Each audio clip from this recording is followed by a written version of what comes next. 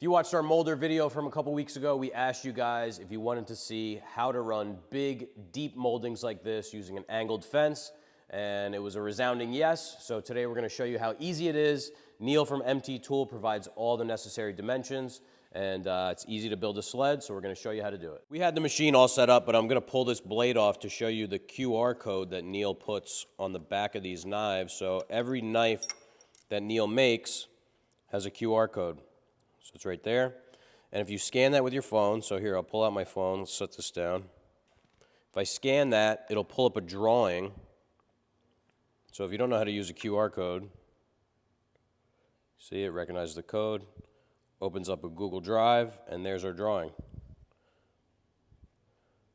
So Neil provides that angled dimension. He created the knife to be run on an angled sled, 17.5 degrees. So this is great, you know, if you're working in a shop with a bunch of people, you tell them you need to run MT009692, they can scan it with their phone, they have all the information. And that goes for Neil's shaper knives, everything. So that's super handy. So 17.5 degrees, what we did is actually, you could see it, maybe you can't, John's gonna have to stick the phone in there. I 3D printed some wedges at 17.5. Maybe a little bit overkill, you could just cut them, but I'm able to go into Fusion, draw a triangle that's 17.5 degrees exactly, 3D print it, and it was a super fast, easy way to make this sled. It's basically just these little cross ribs and a piece of plywood on top with 2 stops, and it's as easy as that. We can show you some B-roll of some other sleds that we made that have different angles. You know, very easy to create, takes no time at all. We have a nice slick pre-finished plywood here, so that the molding slides through. But let's get this knife back on and we can start to run this piece. All right, we're all torqued down. See, I even have it written right here on the machine, 24 pounds of torque we use on these bolts. It's a 6mm hex. So the knives are all in. We can put our cover back on. And we can show you the material blanks. So these are already prepped. These are actually leftovers. We saved them from the last video, knowing that we were going to make this video. These are the blanks. Now, the thickness is just a hair over what the finished thickness is. We're going to be running it at that angle, so we're leaving just a little bit to get that final cleanup pass, but we need to make multiple cuts to get down.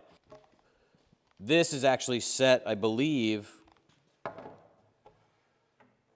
close to like what the first pass will be. It needs to come up a little bit because we're getting pretty heavy contact on that roller, but we need to take off this whole corner and work our way down until we reach the final thickness. So we'll get this set. So we're all set up. We just need to turn on dust collection and start running the molding. Like I was saying, it's gonna be multiple passes because we have this high point here. We can only move the machine down so much before it starts to contact the body of the machine. So we're gonna run it a bunch of times and speed it up, and then we'll stop when we get to the last pass. So we can fire this up.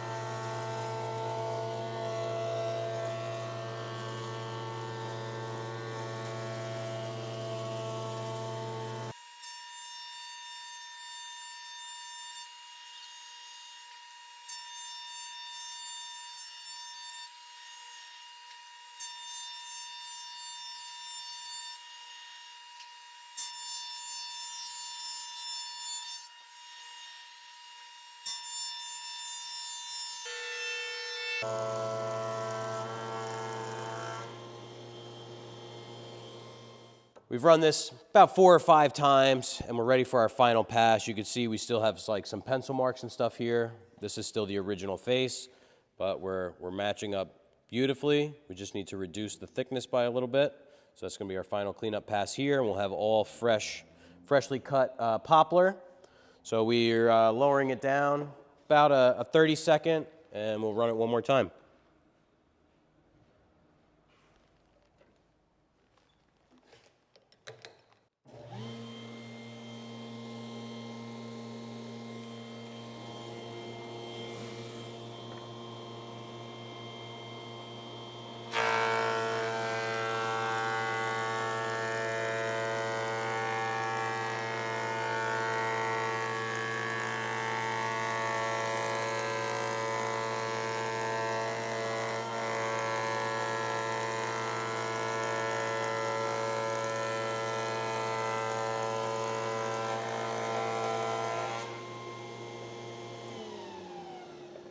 So let's see how it matches up.